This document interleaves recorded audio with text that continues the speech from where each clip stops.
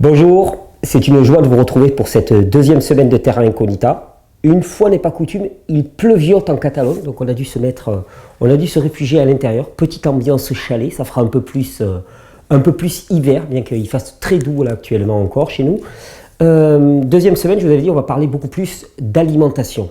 Par contre, j'ai fait un pari dans ce Terra Incognita, c'est non pas de donner des dogmes d'une façon religieuse ou des recettes en te disant tu dois faire ceci ou tu dois faire cela, mais plutôt de donner des grands principes et de permettre à chacun de se déterminer à partir de ces grands principes. Quand on va parler d'alimentation, on va faire exactement la même chose. Il ne va pas s'agir de te dire ce que tu dois faire ou ce que tu ne dois pas faire, mais plutôt attirer l'attention de chacun sur des grands principes physiologiques pour que chacun puisse faire son choix. Alors, on va commencer avec quelque chose qui est un petit peu casse-figure, si je peux me permettre l'expression. C'est la notion d'équilibre acido-basique dans le corps humain. Je dis que c'est périlleux parce que c'est à la fois très complexe et parfois expliqué de façon extrêmement simpliste. Et on va essayer de se situer entre les deux, c'est-à-dire de simplifier le complexe de manière à ne pas trop se perdre et à la fin avoir quand même des principes applicables au quotidien et en même temps ne pas rentrer dans le simplicisme que l'on rencontre trop souvent sur Internet ou sur des livres, fussent-ils extrêmement reconnus. Il y a des choses qui sont pour moi du domaine de l'erreur flagrante. On va peut-être s'y prendre en 2 ou 3 fois vu qu'on va faire des vidéos un petit peu courtes. C'est un petit peu théorique, mais en même temps, je pense qu'on ne peut pas faire l'économie de comprendre exactement quels sont les principes, parce que sinon, on se fait balader par des idéologies qui te culpabilisent et qui te disent tu dois faire ceci, tu dois faire cela, alors que ça ne marche pas pour nous, mais n'empêche, on doit faire comme ci, on doit faire comme cela. Il faut comprendre. Donc, on va parler de l'équilibre acido-basique. Alors déjà, on va définir les bases. Attention, pour les chimistes, je vais simplifier. On va définir les bases. Qu'est-ce que c'est qu'un acide? Un acide, c'est un produit qui est capable de libérer une charge électrique. La charge électrique, on appelle ça un proton, c'est H+. Eh bien, un acide, comment on va l'écrire? Attendez, excusez-moi, hop.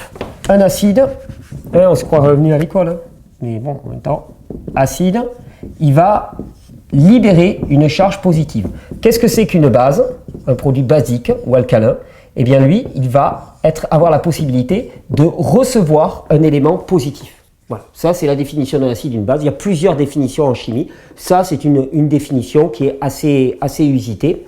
Le proton H+, c'est un produit donc qui est chargé positivement, qui a une caractéristique, c'est qu'il a un comportement un petit peu dingue. C'est-à-dire qu'il a un côté assez agressif finalement. Quand il va s'acoquiner à un autre produit, il peut lui voler toute sa charge négative et mettant à nu le noyau de ce produit. Donc globalement, souvenez-vous, un acide, ça libère une charge positive et cette charge positive va avoir un comportement assez agressif sur son entourage. Une base, ça a la propriété bien de capter les charges positives libérées par les acides. C'est comme ça qu'on parle de couple acide-base. Vous avez peut-être entendu parler déjà de pH. Le pH, potentiel hydrogène. Eh bien, les chimistes se sont amusés à classer les produits en fonction de la concentration en ces éléments. C'est-à-dire que dans un produit, plus il y a de ces éléments, plus il est dit acide. Moins il y a de ces éléments, plus il est dit basique ou alcalin. Donc ils ont fait une classification comme ça, de 0 à 14. 0, c'est concentration maximale de charge positive H+. 14, c'est concentration minimale. Et puis au milieu, il y a le 7. Voilà. C'est une échelle. On a choisi de classifier les produits dans la nature à partir de leur concentration dans ces produits-là. Alors en vérité, ce n'est pas leur concentration en H+, mais il se trouve que H+, il ne peut pas rester tel quel longtemps. Il s'associe à une molécule d'eau, H2O, et ça donne un produit qu'on appelle H3O+. Alors là aussi, vous allez me dire, attendez, je suis largué. Non, mais vous inquiétez pas. Tout ce qui veut dire, c'est que quand c'est en solution, H+ n'est jamais tout seul, il s'associe à une molécule d'eau. Ça veut dire aussi qu'un endroit où il y a beaucoup d'H+, un endroit qui est très acide en solution, eh bien, il y a beaucoup moins d'eau disponible puisque cette eau est accaparée par les H+. Et ça, on verra dans le corps. Quand il y a une zone d'acidité flagrante, eh bien, c'est une zone dans laquelle il va y avoir un phénomène de déshydratation. Donc, on se le note dans un coin. On a fait une échelle de classification de 0 à 14 et ça permet de classer les produits. On va dire tel produit, il est là sur l'échelle. Donc lui, il est plutôt alcalin parce que la concentration, c'est-à-dire la quantité sur le volume de H+, elle est égale à tant, et ainsi de suite. Alors c'est une échelle qui est particulière, mais bon, on va pas revenir dessus, c'est pas très très grave. Vous avez certainement entendu dire, énormément de fois, le corps doit être alcalin. Alors ça ne veut strictement rien dire. C'est une phrase que vous allez peut-être voir dans des tas de livres très sérieux, et cette phrase ne veut strictement rien dire. Parce que le corps, il n'y a pas une unité des valeurs du corps au niveau du pH. Par exemple, tu vas avoir ta salive, qui elle, normalement, doit être bien alcaline de ce côté-ci, parce que sinon, ça va venir attaquer les dents. Par contre, tu vas avoir ton estomac, lui, il est particulièrement acide. Son pH va être aux alentours de 2 à ce niveau-là. Donc là, on va avoir l'estomac. L'intérieur de l'estomac, il est aux alentours de 2. La salive, elle va être aux alentours de 8, par exemple. Et puis, tu vas avoir des parties de ton intestin grêle, il va être légèrement acide. Le pH va être de 5 ou de 6. Intestin. Ton urine. Le pH normal de l'urine, c'est pas alcalin, on y reviendra, parce qu'on s'amuse à tester l'acidité du corps en mesurant l'acidité de l'urine, qui ne sert strictement à rien. C'est comme si quelqu'un te demandait, tu es sur l'autoroute, quelqu'un te demande à quelle vitesse tu roules, et là tu regardes le poste de radio et tu lui dis 92.1. Tu lui donnes la fréquence sur laquelle tu es en train d'écouter la radio.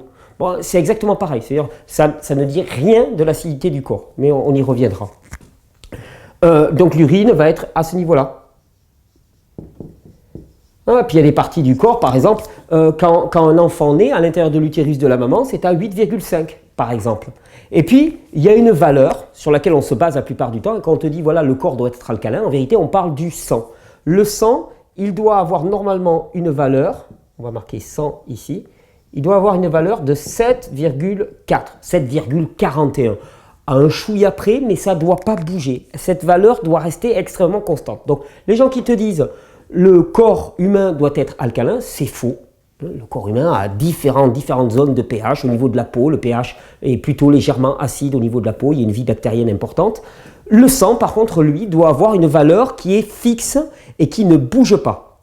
Donc, de quoi parle-t-on quand on parle d'alcalinité du corps? On parle le sang. Le sang doit avoir une valeur de 7,4.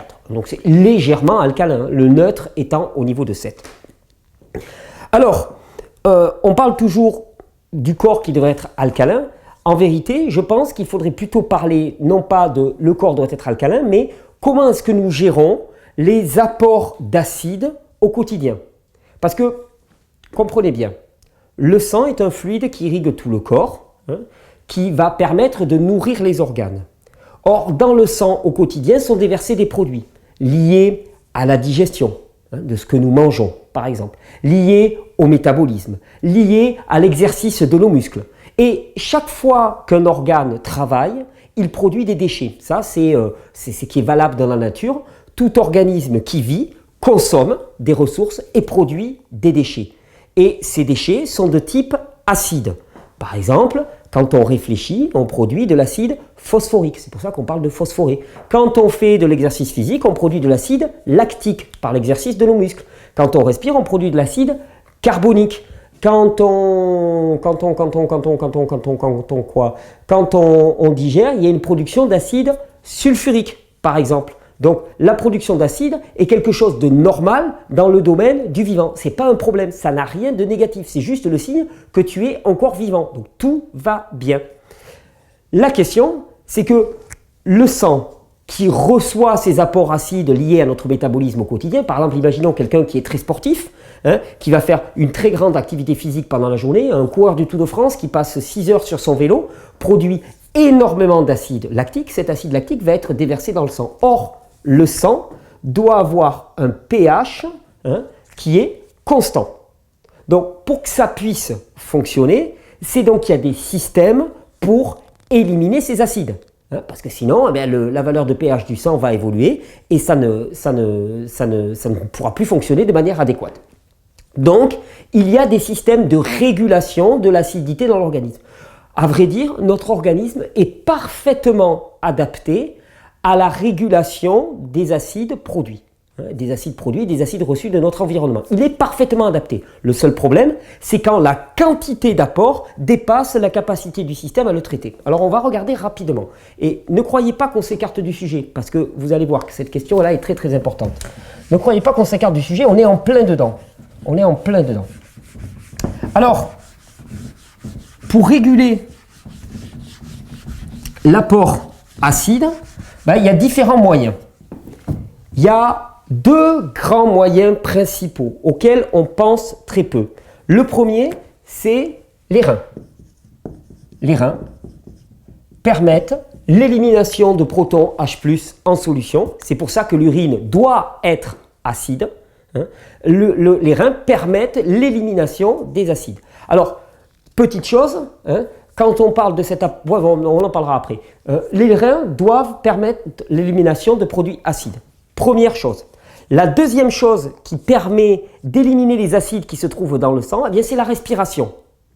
En respirant, il y a une réaction qui se passe entre ces protons H+ et des ions qui sont présents dans l'organisme qu'on appelle les ions bicarbonate. Je vous le dis pour mémoire, pour ceux qui comprennent. Et donc, les protons H+ et le bicarbonate s'associent pour former de l'eau et du dioxyde de carbone. C'est le processus normal de la respiration. Tu aspires de l'oxygène et quand tu rejettes, tu verras que c'est humide et donc il y a de l'eau dedans et il y a du dioxyde de carbone. C'est le processus normal d'oxydation des acides présents dans le corps. Ça, c'est deux grands moyens, donc reins et poumons. Là, on a deux grands moyens de neutralisation des acides qui pourraient arriver dans le sang au quotidien. On a d'autres moyens. On a un moyen qui s'appelle l'œdème. C'est-à-dire que quand ces deux systèmes-là sont dépassés, il y a une possibilité. Je vous ai dit, l'acidité, c'est la concentration d'un produit, donc c'est le rapport entre la quantité sur le volume. Si la quantité augmente, la concentration augmente. Si on augmente le volume, automatiquement, la concentration, elle diminue. Donc, on arrive à stabiliser la chose. Donc, avec l'œdème, la rétention d'eau, et qui se fait très facilement au niveau du sang. S'il y a trop de produits acides qui arrivent dans le sang, qu'est-ce qui se passe? On produit par exemple de l'aldostérone, dont on a parlé la semaine dernière, ou de la vasopressine au niveau de la glande pituitaire, qui est l'hormone antidiurétique, de manière à fermer au niveau des reins et retenir l'eau. Bon, ce faisant, l'excrétion rénale d'acide, elle est diminuée. Mais bon, l'œdème, c'est un bon moyen. Et les personnes qui gonflent, qui font de l'œdème, ils peuvent traduire œdème par intoxication. C'est-à-dire, s'il y a œdème, c'est qu'il y a empoisonnement. Il y a un produit qui est en trop grande quantité dans le sang et donc on dilue pour diminuer la toxicité de ce produit. Œdème. Il y a un autre moyen, c'est la neutralisation. La neutralisation, qu'est-ce que ça veut dire? Je vous ai dit, dans notre corps, il y a les acides qui libèrent des protons et il y a les bases qui sont capables de capter les protons. Et dans notre corps, on a des stocks de minéraux basiques. Si je vous parle de calcium, de magnésium, de potassium par exemple. Mais ça, ce sont autant de minéraux qui sont basiques. Et ces minéraux, ils vont pouvoir venir capter ces protons. Alors, quand ils vont les capter, ils vont perdre leurs caractéristiques qui les rendraient utiles pour le corps humain. Ils ne sont plus utiles. Mais ils vont pouvoir venir neutraliser ces acides pour ramener la valeur de pH du sang à une valeur normale et ensuite être éliminés. Mais ils auront fait leur job. Ils auront neutralisé les acides du sang. Donc, neutralisation minérale à partir de minéraux basiques. Donc, je vous dis, neutralisation minérale, ça concerne le calcium, le magnésium, le cuivre de mémoire, enfin bon, il y en a pas mal, le cuivre, le potassium, etc. On fera la liste des minéraux alcalins la prochaine fois, dans la prochaine vidéo. Neutralisation minérale, calcium, magnésium, cuivre, potassium. Et donc, avec ces 4 moyens, il y en a un dernier, c'est que si c'est ni ça, ni ça, ni ça, ni ça, ou en fonction des caractéristiques de l'individu, il y a un autre moyen, c'est le stockage. On va stocker. Sauf qu'on va venir stocker, et ça j'en ai beaucoup parlé dans mes vidéos, on va venir stocker des produits acides et des déchets dans des matières grasses. Hein, les matières grasses dans le corps, ce sont des anti-inflammatoires. Ça joue le rôle un petit peu de gaine, hein, qui va venir protéger. Donc on gaine ces produits dans de la matière grasse et on va venir les stocker. Stockage et rétention. Voilà tous les moyens que le corps a pour gérer les acides, l'apport acide dans le corps. Alors, on va terminer cette première vidéo en se posant la question, mais qu'est-ce qui apporte de l'acidité au quotidien? Et pour moi, il faut vraiment distinguer deux types de choses, c'est-à-dire les apports exogènes et les apports endogènes. On va dire, qu'est-ce que c'est que ça encore? Exogène, ça veut dire qu'il vient de l'extérieur. Endogène, c'est ce qui vient de l'intérieur. Ouais, parce que la première production d'acide dans le corps que l'on a, c'est notre fonctionnement, notre métabolisme. Le simple fait de vivre produit de l'acidité. Donc, il y a les acides endogènes.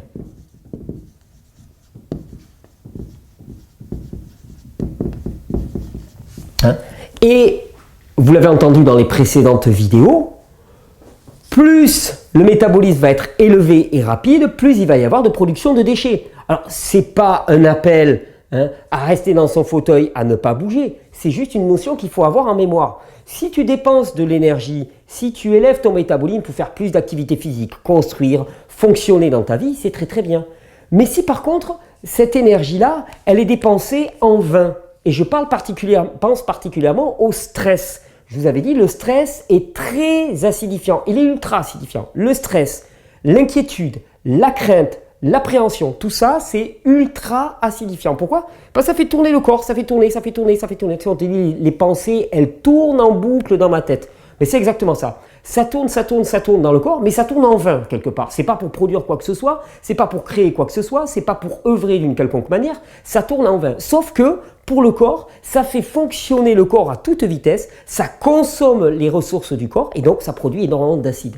Donc acide endogène, hein, issu du métabolisme, et donc il y a une situation critique, c'est le stress. Ça, ce sont les acides qui sont produits à l'intérieur du corps. Et puis il y a tous les acides qui sont produits à l'extérieur du corps, mais qui sont amenés alors par notre environnement, ouais, parce que dans l'air que nous respirons, il y a énormément de produits acides, surtout si vous vivez en ville avec les gaz d'échappement de voitures et ainsi de suite.